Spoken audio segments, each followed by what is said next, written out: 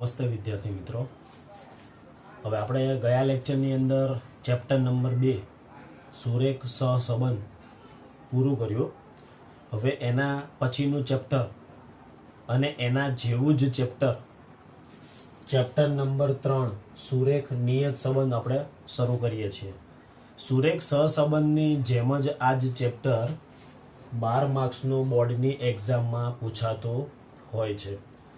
વિદ્યાર્થી મિત્રો, જો તમને ચેપ્ટર નંબર 2 સુરેખ સહસંબંધ જો કમ્પ્લીટ આવડી ગયું હશે તો નિયત સંબંધ ચેપ્ટર શીખવામાં તમને 1% પણ તકલીફ પડે એમ નથી. જો સહસંબંધ તમને આવડી ગયું તો નિયત સંબંધ તો તમને આવડવાનું જ છે, એ 110% ફાઇનલ છે. બરોબર. ચલો, નિયત સંબંધ જે ચેપ્ટર છે એ નિયત સંબંધ ચેપ્ટરની અંદર તમારે જેવી રીતે સહસંબંધ ચેપ્ટરની અંદર ફક્ત એક જ પ્રશ્ન આવે, કોઈ પણ દાખલો હોય, સહસંબંધ શોધો, એવી રીતે નિયત સંબંધ સુરેખ નિયત સંબંધ આ ચેપ્ટરની અંદર પણ તમારે એક જ વસ્તુ શીખવાની હોય છે. એ જરા જોઈએ આપણે. હવે એક્ઝામની અંદર જે પૂછાય છે દાખલાઓ, એ દાખલાઓની અંદર નિયત સંબંધ રેખાનું અન્વયોજન આ રીતે હેડિંગ મારેલું હોય. તમને જેવી રીતે સહસંબંધમાં એક્સની અને વાયની કિંમતો આપેલી હશે એવી જ રીતે આ ચેપ્ટરમાં પણ એક્સની અને વાયની કિંમતો આપશે.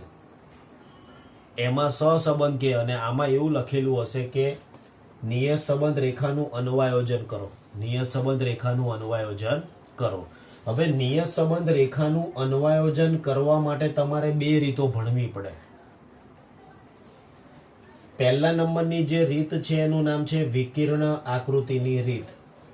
જે આપણે સુરેખ સહસંબંધમાં મેં કીધું હતું એ પ્રમાણે કે વિકર્ણ આકૃતિની રીતે નિયત સંબંધ રેખાનું અન્વયોજન કરવાનું હોય તો એના માટે તમારે આલેખ દ્વારા એનો ગણતરી કરીને નિયત સંબંધ લાવવો પડે. બીજા નંબરની જે રીત છે જે બોર્ડની એક્ઝામમાં પૂછાય છે, જેના દાખલાઓ બોર્ડની એક્ઝામમાં પૂછાતા હોય છે. આપણે જાણીએ છીએ કે તમારો જે વિભાગ F જે છેલ્લો વિભાગ છે એમાં 5 માર્કનો દાખલો એક સહસંબંધનો પૂછાય છે અને 5 માર્કનો એક દાખલો નિયત સંબંધનો પૂછાતો હોય છે. આ 5 અને 5 10 માર્ક જે છે એ 10 માંથી 10 કોઈ પણ વિદ્યાર્થી, નબળામાં નબળો વિદ્યાર્થીને પણ 10 માંથી 10 આવે. થોડીક તમારે મહેનત એમાં કરવી પડે. ચલો જોઈએ. એટલે પહેલા નંબરની જે નિયત સંબંધ રેખાનું અન્વયોજન કરવા માટે 2 રીતો છે. એમાં પહેલા નંબરની જે રીત છે એનું નામ છે વિકર્ણ આકૃતિની રીત, જે આલેખ દ્વારા જેનો જવાબ લાવવાનો હોય છે. બીજા નંબરની રીત છે ન્યૂનતમ વર્ગોની રીત. બીજા નંબરની જે રીત છે ન્યૂનતમ વર્ગોની રીત, જેના દાખલા બોર્ડની એક્ઝામમાં પૂછાતા હોય છે. હવે આ ન્યૂનતમ વર્ગની રીત એની અંદર શું હોય અને એમાં ગણતરી કરીને કઈ રીતે જવાબ લાવવાનો હોય એ તમારે ખાસ સમજવાનું. તો ન્યૂનતમ વર્ગની રીત જે છે એમાં તમારે નિયત સંબંધ રેખા લાવવાની પૂછાય. ન્યૂનતમ વર્ગની રીત જે છે એની અંદર તમારે નિયત સંબંધ રેખાનું અન્વયોજન કરો એવું લખેલું આવે અથવા નિયત સંબંધ રેખા શોધો એવું લખેલું આવે. હવે નિયત સંબંધ રેખાઓ તમારે 2 છે. પહેલા નંબરની જે નિયત સંબંધ રેખા છે એ પરીક્ષામાં પૂછાય તો એમાં એવું લખેલું હોય કે વાયની એક્સ પરની નિયત સંબંધ રેખા શોધો, એવું હેડિંગ મારેલું હોય. અથવા તમને એવું લખે કે ભાઈ એક્સ જે છે એ ઉંમર છે, કોઈ વ્યક્તિઓ છે એની ઉંમર છે, વાય છે એ વજન છે, એક્સ જે છે એ ઉંમર આપી છે અને વાય છે એ વજન. તમને પરીક્ષાની અંદર જે દાખલાઓ પૂછ્યા છે આ ચેપ્ટરની અંદર જે પણ દાખલાઓ હશે એ દાખલાઓની અંદર બધામાં એક્સની અને વાયની કિંમત આપેલી હશે. તમારે સમજો કે આ એક્સ જે છે એ ઉંમર છે અને વાય છે એ વજન છે, તો એવું એક્ઝામની અંદર બેઠે બેઠું ના પૂછાય કે વાયની એક્સ ઉપરની નિયત સંબંધ રેખા શોધો. એ તો આપણે નક્કી કરવાની કે નિયત સંબંધ રેખા મારે કઈ લેવાની, કારણ કે નિયત સંબંધ રેખા 2 હોય.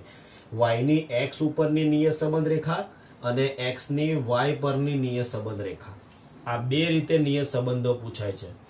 બોર્ડની એક્ઝામની અંદર અત્યાર સુધી કોઈ પણ દાખલો હોય, જ્યારથી ધોરણ 12 ની અંદર આ ચેપ્ટર મૂકાણું ત્યારથી જ્યારે પણ નિયત સંબંધ રેખાનો દાખલો પૂછાયો છે ત્યારે 100% વાય ની એક્સ ઉપરની નિયત સંબંધ રેખા જ બોર્ડમાં પૂછાય છે. ક્યારેય એક્સ ની વાય ઉપરની નિયત સંબંધ રેખા પૂછાતી નથી. પરંતુ ન કરે નારાયણ અને ક્યારેક નસીબ ઊંધું ફાટે અને જો દાખલો પૂછાય તો એને શીખવો તો પડશે. એટલે આપણે એક દાખલો તો એવો જોઈ લઈશું કે જે કદાચ બોર્ડની એક્ઝામની અંદર જો આ રીતની નિયત સંબંધ રેખા પૂછાય તો તમે એ દાખલો મૂકીને ન આવો, એટલે કે ગણીને આવો, તમારા 5 માર્ક ન જાય. ચલો, એટલે આપણે જે જોતા હતા કે ભાઈ વાયની એક્સ ઉપરની નિયત સંબંધ રેખાઓ, તો કે એક્સ જે ઉંમર છે અને વાય છે એ વજન છે. તો એક્ઝામની અંદર તમને એવું કે વજનની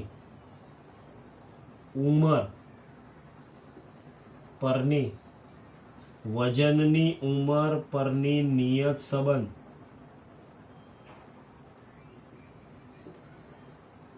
રેખા શોધો. તો વજનની, પહેલા શબ્દ કયો આવ્યો? વજનની શબ્દ આવ્યો. વજન એટલે કોણ? વાય. એટલે આપણે અહીંયા પેલા વાય લખી નાખીએ. ઉંમર એટલે કોણ? તો કે એક્સ. એટલે હવે તમે ચેક કરો, વજન એટલે વાય અને ઉંમર એટલે એક્સ. એટલે વાયની એક્સ પરની નિયત સંબંધ રેખા થઈ. એટલે તમારે રકમમાં પહેલા ચેક કરી લેવાનું કે એક્સ જે છે એ શું છે, એમાં એનો જે સંકેત આપ્યો છે શું દર્શાવે છે, અને વાયની રકમ શું બતાવે છે. પછી શબ્દ વાંચવાના, આ રીતે શબ્દ જોવાના કે પહેલા શબ્દ કયો આવ્યો? વજન આવ્યો. તો વજન એટલે કોણ હતું? વાય હતું. અને બીજો શબ્દ આવ્યો ઉંમર એટલે કોણ હતું? એક્સ. તો વાયની એક્સ ઉપરની નિયત સંબંધ રેખા લાવવાની છે. અને જો આપણા નસીબ સારા હોય તો ક્યારેક બોર્ડની એક્ઝામમાં ચોખ્ખે ચોખ્ખું લખે કે વાયની એક્સ ઉપરની નિયત સંબંધ રેખા શોધો, તો કોઈ ચિંતા છે નહીં. એટલે ખાસ પહેલા તમારે ચેક કરી લેવાનું. હવે વાયની એક્સ ઉપરની નિયત સંબંધ રેખા છે એને દર્શાવાય કઈ રીતે? તો વાયની એક્સ ઉપરની નિયત સંબંધ રેખાનું અન્વયોજન એટલે કે લાવવાનું આ એક સમીકરણ છે. એ સમીકરણ તમારે તૈયાર કરવું પડે. વાયની એક્સ ઉપરની નિયત સંબંધ રેખાનું સમીકરણ, પહેલા શબ્દ આવ્યો છે વાય, તો અહીંયા હંમેશા વાય લખવાના, યાદ રાખજો. તો વાય શબ્દ પહેલા આવે છે તો અહીંયા વાય, અને ઉપર જે નિશાની મારી છે કેપ, આને વચાય વાય કેપ એવું વચાય. શું આપણે ટોપી પહેરી એવી રીતે? એટલે વાય કેપ, વાય ટોપી પહેરી છે એટલે એને વાય કેપ કહેવાય. વાય કેપ બરાબર a પ્લસ બી એક્સ. વાયની એક્સ ઉપરની નિયત સંબંધ રેખાનું સમીકરણ છે વાય કેપ બરાબર a પ્લસ બી એક્સ. જ્યારે એક્ઝામની અંદર આ નિયત સંબંધ રેખા પૂછાય એટલે પેલા આ તમારે સમીકરણ લખવું પડે. હવે એના માટે તમારે સમીકરણ બનાવવા માટે તમારે 2 જવાબ લાવવાના હોય. એક a નો જવાબ લાવવાનો અને એક b નો જવાબ લાવવાનો. આ 2 જવાબ તમારે લાવવાનો. સૌથી પહેલો જવાબ લાવવાનો હોય b, પછી એના પછી જવાબ લાવવાનો a, અને a અને b ની જે કિંમતો મળે એ આની અંદર મૂકી દેવાની. x ને m નો એમ જ લખી નાખવાનો હોય એટલે તમને આખું સમીકરણ મળી જાય. આ ખાસ તમારે ધ્યાન રાખજો. પહેલા જવાબ કોનો લાવવાનો? b નો જવાબ. એટલે આ જે b છે ને એ 1 નંબર, પહેલા તમારે 1 નંબર, b નો જવાબ પહેલા લાવવાનો. પછી આ a છે એનો જવાબ પછી લાવવાનો. a અને b નો જવાબ આવે, જે જવાબ આવે એ જવાબ આની અંદર મૂકી દેવાના. અને પછી જે સમીકરણ મળે એને શું કહેવામાં આવે છે? વાયની એક્સ ઉપરની નિયત સંબંધ રેખાનું સમીકરણ કહેવાય. હવે એમાં a ને શું કહેવામાં આવે? તો કે ભાઈ a છે એ આપણો એક તમને સંકેત આપ્યો છે. a એટલે શું દર્શાવે? તો કે નિયત સંબંધ રેખાનો અંતઃખંડ. ઘણીવાર એક્ઝામની અંદર એવું પૂછવામાં આવે છે કે વાયની એક્સ ઉપરની નિયત સંબંધ, ટૂંકા દાખલાની અંદર ખાસ બોર્ડની એક્ઝામમાં પૂછાતું હોય છે કે નિયત સંબંધ રેખાનો અંતઃખંડ શોધો. જો ચોખ્ખે ચોખ્ખું લખેલું હોય કે એ શોધો તો એ તમને લાવતા આવડે. એનું સૂત્ર આપણે એના પછીના લેક્ચરની અંદર શીખીશું. તો કે નિયત સંબંધ રેખાનો અંતઃખંડ શોધો. તો ઘણા વિદ્યાર્થીઓને આ વસ્તુની ખબર હોતી જ નથી. પહેલી વાર શબ્દ સાંભળતા હોય એવું કે, અને ઘણા શિક્ષકો આ વસ્તુ કહેતા નથી. એટલે ખાસ ધ્યાન રાખજો કે નિયત સંબંધ રેખાનો અંતઃખંડ એટલે કોનો જવાબ લાવવાનો? તમારે એ નો જવાબ લાવવાનો. આ ખાસ ધ્યાન રાખજો અને સમજી લેજો. પછી બી એટલે શું? તો કે ભાઈ આપણું નિયત સંબંધ રેખા કઈ છે? વાયની એક્સ ઉપરની. એટલે વાયની એક્સ ઉપરની નિયત સંબંધ રેખાને દર્શાવવામાં આવે છે BYX. પહેલા વાય આવે એટલે અહીંયા વાય લખજો ને પછી એક્સ આવે એટલે એને આ બી છે એટલે એને બી નું પૂરું નામ છે તો કે BYX. BY અને X.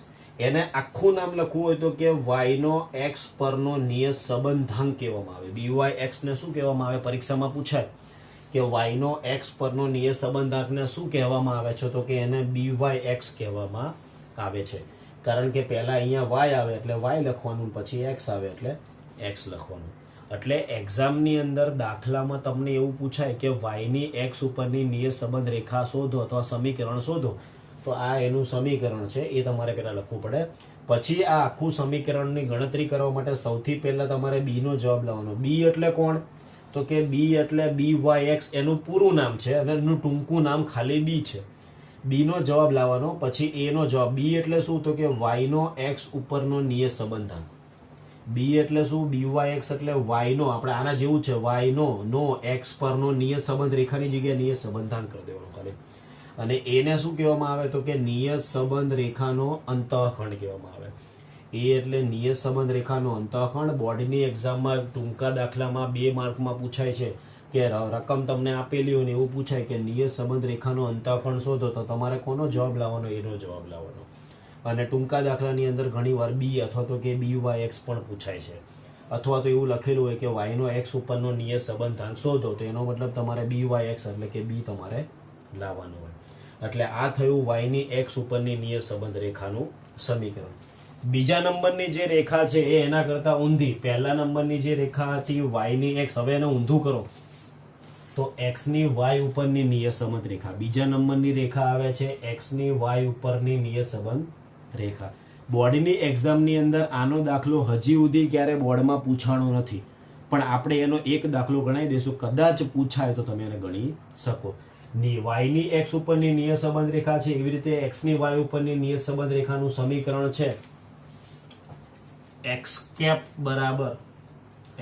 બરાબર સી પ્લસ બી વાય. આના કરતા થોડું ઊંધું કરી દેવાનું. અહીંયા વાય ની એક્સ આવે એટલે પહેલા વાય આવે એટલે વાય લખવાનો, અહીંયા એક્સ આવે એટલે એક્સ લખવાનો, અહીંયા એ છે એની જગ્યાએ સી કરી દેવાના, અહીંયા બી છે તો અહીંયા પણ બી કહેવાય, અને એક્સ છે તો અહીંયા પણ એને એક્સ કહેવાય. જેવી રીતે અહીંયા એ છે એને નિયત સંબંધ રેખાનો અંતઃખંડ કહેવાય, એવી રીતે અહીંયા સી છે એને નિયત સંબંધ રેખાનો અંતઃખંડ, એવી રીતે. ચલો પછી અહીંયા બી એક્સ વાય, અહીંયા બી ને કહેવામાં આવે બી વાય એક્સ અને એને કહેવાય વાય નો એક્સ ઉપરનો નિયત સંબંધાંક. એવી રીતે અહીંયા બી ને કહેવામાં આવે પહેલા એક્સ આવે એટલે અહીંયા એક્સ વાય લખવાના, અને આમાં જેવી રીતે વાય નો એક્સ ઉપરનો નિયત સંબંધાંક છે એવી રીતે અહીંયા એક્સ નો વાય ઉપરનો નિયત સંબંધાંક કહેવામાં આવે. એટલે આના કરતા આ વિપરીત છે, એ ખાસ તમે ધ્યાન રાખજો. નિયત સંબંધ રેખાઓ બે આપેલી છે બોર્ડની એક્ઝામમાં. આ એક જ નિયત સંબંધ રેખા બોર્ડમાં પૂછાતી હોય છે, પણ તમારે યાદ બંને રાખવાની. પહેલા નંબરની નિયત સંબંધ રેખા વાયની એક્સ ઉપરની, આ એનું સમીકરણ છે, એ તમારે મોઢે કરી દેવાનું, જેમાં પહેલા બી નો જવાબ લાવવાનો હોય, પછી એ નો જવાબ લાવવાનો. બી ને કહેવામાં આવે બી વાય એક્સ, આ એનું પૂરું નામ છે, અને ગુજરાતીમાં એને કહેવાય વાય નો એક્સ ઉપરનો નિયત સંબંધાંક. બીજા નંબરની રેખા છે એક્સ ની વાય ઉપરની નિયત સંબંધ રેખા, આ એનું સમીકરણ છે, જેમાં બી ને કહેવામાં આવે છે બી એક્સ વાય, જેનું પૂરું નામ છે એક્સ ની વાય ઉપરની એક્સ નો વાય પરનો નિયત સંબંધાંક. અને છેલ્લા નંબરનું જે આવે છે નિશ્ચાયકતાનો આંક. ઘણીવાર બોર્ડની એક્ઝામની અંદર નિશ્ચાયકતાનો આંક લાવો અથવા શોધો એવું પૂછાય, અથવા તો ઘણીવાર એક્ઝામની અંદર એવું પણ પૂછાતું હોય છે કે વિશ્વસનીયતા ચકાસો. તમને એક્સ ની અને વાય ની રકમ આપેલી હોય અને પછી એવું કે વિશ્વસનીયતા અથવા તો સુરેખ નિયત સંબંધ રેખાની વિશ્વસનીયતા અથવા સુરેખ નિયત સંબંધ મોડેલની વિશ્વસનીયતા ચકાસો. જ્યારે આવી રીતે વિશ્વસનીયતાનો પ્રશ્ન પૂછાય ત્યારે હંમેશા તમારે કોનો જવાબ લાવવાનો? નિશ્ચાયકતાનો આંક લાવવો પડે. કોનો જવાબ લાવવાનો? જ્યારે પણ વિશ્વસનીયતા અથવા તો વિશ્વસનીયતા મોડેલની વિશ્વસનીયતા ચકાસો એવું કે શબ્દ એવો આવે ત્યારે હંમેશા નિશ્ચાયકતાનો આંક છે એને કહેવામાં આવે છે R². કેપિટલ આર કરો કે સ્મોલ આર કરો એનાથી કોઈ ફરક પડતો નથી. હવે આપણે આર તો ભણ્યા, આર એટલે સહસંબંધ, તો તમે જેવી રીતે સહસંબંધ લાવતા તે જ રીતે તમારે સહસંબંધ લાવી દેવાનો, પછી જે જવાબ આવે એનો વર્ગ કરી દેવાનો. અથવા તો તમે એવું કરી શકો, સુરેખ જે સહસંબંધ છે એ સહસંબંધનું સૂત્ર વાપરીને કૌંસની બહાર વર્ગ છે સુધી લખ્યા કરવાનું. એ જ્યારે આપણે દાખલો ગણીશું ત્યારે તમને થોડીક વધારે એમાં ખ્યાલ આવશે. અત્યારે ખાલી એટલું યાદ રાખો કે નિશ્ચાયકતાનો આંક જેને કહેવામાં આવે છે કેપિટલ R² અથવા સ્મોલ R². અને જે ક્યારે પૂછાય કે જો એક્ઝામની અંદર એવું ચોખ્ખું લખ્યું હોય કે નિશ્ચાયકતાનો આંક લાવો તો તમારે લાવવાનો જ છે, પણ જો એવું પૂછાય કે સુરેખ નિયત સંબંધ રેખાના સમીકરણ અથવા તો મોડેલની વિશ્વસનીયતા અથવા તો ધારણા ચકાસો અથવા તો મોડેલની વિશ્વસનીયતા ચકાસો, ત્યારે તમારે હંમેશા નિશ્ચાયકતાનો આંક લાવવો પડે. એટલે તમારે 2 શબ્દ ખાસ યાદ રાખવાના. પહેલો શબ્દ છે ધારણા ચકાસો અથવા તો વિશ્વસનીયતા ચકાસો, આ બે શબ્દ તમે ખાસ ધ્યાન રાખજો. ધારણા ચકાસો અથવા તો વિશ્વસનીયતા ચકાસો, જ્યારે પણ આ બે શબ્દ આવે ત્યારે તમારે સમજી લેવાનું કે મારે એક્ઝામની અંદર નિશ્ચયકતાનો આંક લાવવાનો છે, અને નિશ્ચયકતાનો આંક એટલે સહસંબંધનો જવાબ લાવવાનો, એનો શું કરી દેવાનો, વર્ગ એટલે કે સ્ક્વેર કરી દેવાનો. એટલે આટલી વસ્તુ તમારે ખાસ યાદ રાખવાની છે કે ભાઈ નિયત સંબંધ રેખાની અંદર તમારે બોર્ડમાં વધારે આ પૂછાય છે, પણ આટલી થિયરી તમે વ્યવસ્થિત રીતે ચોપડામાં એકવાર લખીને એને તૈયાર કરી નાખશો. પછી આવતા લેક્ચરની અંદર આપણે નિયત સંબંધ રેખાના દાખલાઓની શરૂઆત કરીશું. સૌથી પહેલા એને આપણે સૂત્ર જોઈ લઈશું અને સૂત્ર પછી એના દાખલા ગણીશું. આભાર.